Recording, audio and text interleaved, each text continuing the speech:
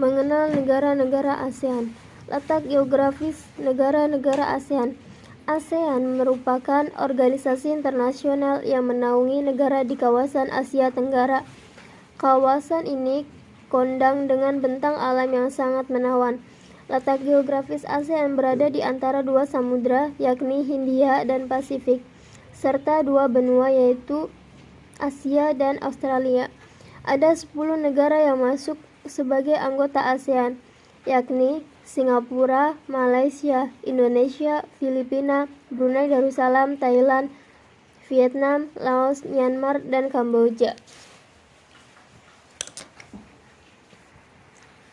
Timor Leste, meskipun berada dalam kawasan Asia Tenggara, belum menjadi anggota organisasi ini. Seperti diketahui, ASEAN berdiri pada tanggal 8 Agustus 1967 di Bangkok, Thailand lewat Deklarasi Bangkok. ASEAN dibentuk oleh 5 negara yakni Indonesia, Filipina, Thailand, Singapura, dan Malaysia. Awalnya ASEAN untuk menggalang kerjasama antar negara anggota dalam rangka mempercepat pertumbuhan ekonomi, mendorong perdamaian dan stabilitas wilayah, serta membentuk kerjasama dalam berbagai. Letak koordinat ASEAN. ASEAN terletak di 20 derajat lintang utara sampai 11 derajat lintang selatan dan 93 derajat bujur timur sampai 141 derajat bujur timur. Dengan letak tersebut, batas sebelah utara adalah Cina, selatan dengan Australia, timur dengan Papua Nugini, dan barat dengan Bangladesh dan India. B. Interaksi antar negara-negara ASEAN. Pengertian faktor pendorong dan penghambat kerjasama. Mengutip Kemendikbud Republik Indonesia, hubungan antar negara-negara ASEAN semakin diperlukan seiring munculnya berbagai macam kebutuhan yang berbeda-beda dan tiap negara-negara anggota. Kebutuhan sosial, politik, ekonomi, dan bidang-bidang lainnya menuntut suatu negara untuk berperan aktif dengan melakukan kerjasama antar negara atau dengan dunia internasional.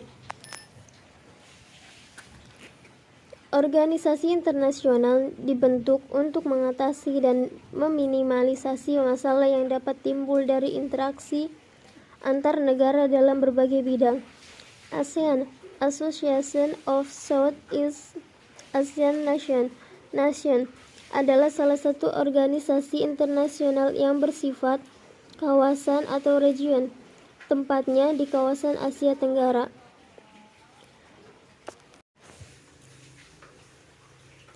Interaksi antar negara-negara ASEAN berupa kerjasama dalam hal ini adalah menjalin hubungan antara dua negara atau lebih demi mencapai suatu kesepakatan. Faktor pendorong kerjasama ASEAN. Ada 2 faktor pendorong terbentuknya kerjasama antar negara-negara ASEAN, yaitu berdasarkan kerjasama atau perbedaan potensi alam yang dimiliki oleh suatu negara. Kesamaan dan perbedaan sumber daya alam. Kesamaan sumber daya alam antara beberapa negara dapat mendorong terbentuknya kerjasama. Perbedaan sumber daya pangan di setiap negara ASEAN menghasilkan kerjasama. Contoh, Indonesia mengekspor hasil pertanian ke Singapura. Indonesia juga mengimpor beras dari Myanmar dan Thailand untuk memenuhi kebutuhannya. Kesamaan dan perbedaan wilayah atau kondisi geografis. Karena kesamaan letak geografis, beberapa negara di suatu kawasan umumnya mengadakan kerjasama untuk menjaga stabilitas dan keamanan negara. Contoh, negara-negara yang terletak di Asia Tenggara membentuk kerjasama melalui organisasi ASEAN. Faktor penghambat kerjasama ASEAN. Ada 4 faktor penghambat kerjasama di kawasan ASEAN, yaitu perbedaan ideologi. Faktanya, saat ini hampir tidak ada negara ASEAN yang menutup diri dari kerjasama antar negara ASEAN, tetapi ada perbedaan ideologi di antara negara-negara anggota ASEAN. Konflik dalam peperangan. Kondisi konflik dan peperangan yang terjadi di dalam negeri maupun antara negara dapat mengganggu stabilitas suatu negara sehingga akan menghambat kerjasama antar negara-negara ASEAN. Kebijakan protektif suatu negara yang menerapkan kebijakan protektif bertujuan melindungi kepentingan dalam negeri dan meningkatkan daya saing. Misal, suatu negara tidak menerima impor hasil pertanian karena mengaruhi kondisi pendapatan hasil pertanian dalam negerinya. Dampak kebijakan produktif ini juga dapat mempengaruhi hubungan antar negara, sehingga menghambat kerjasama yang harmonis. Perbedaan kepentingan tiap-tiap negara, kerjasama dibutuhkan bagi perkembangan dan masa depan negara di dunia.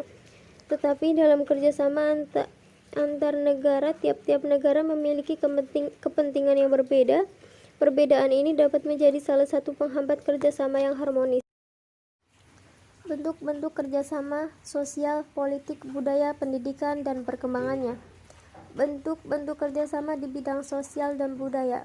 Kerjasama antar negara-negara anggota ASEAN dalam bidang sosial dilakukan agar tercipta kerukunan dan kemajuan bersama.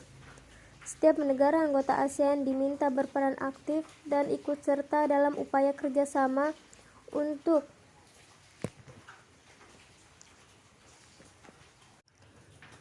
mendapatkan kesejahteraan negara sendiri.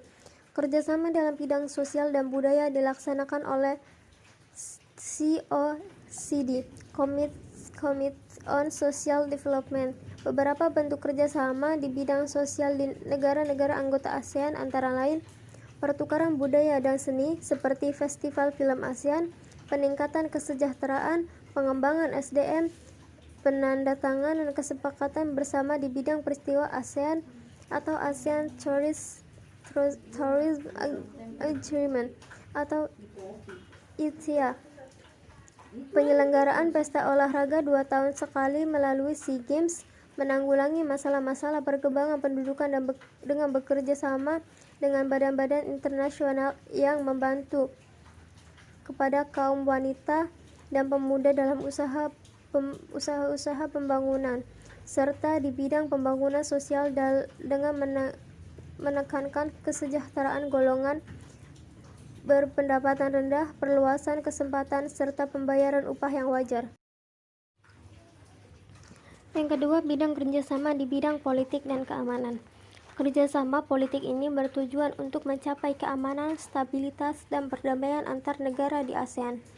Kerjasama ini menyepakati adanya ZOPFAN, Traktat Persahabatan dan Kerjasama Treaty of Amity and Cooperation atau TAC in Southeast Asia dan Kawasan Bebas Senjata Nuklir di Asia Tenggara atau Treaty on Southeast Asian Nuclear Weapon Free Zone. Selain itu, kerjasama dalam bidang politik menciptakan ASEAN Regional Forum atau ARP untuk membahas kasus-kasus terkini yang menjadi perhatian ASEAN.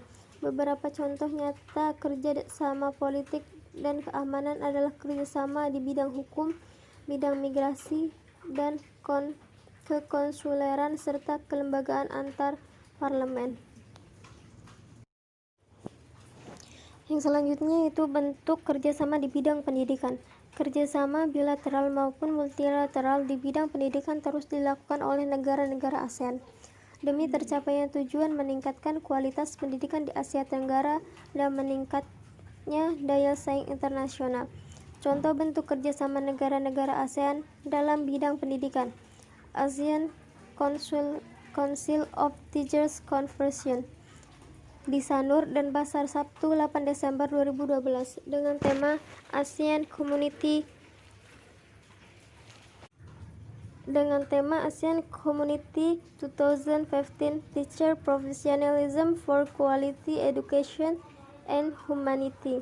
Pertemuan ini dihadir organisasi guru dari Indonesia, Brunei Darussalam, Malaysia, Filipina, Singapura, Thailand, Vietnam, serta Korea Selatan. Yang pertama, penawaran beasiswa pendidikan. Contohnya, Singapura memberikan beasiswa latihan pengelolaan jasa pelabuhan udara. Yang kedua, negara-negara anggota ASEAN dan kawasan negara berkembang.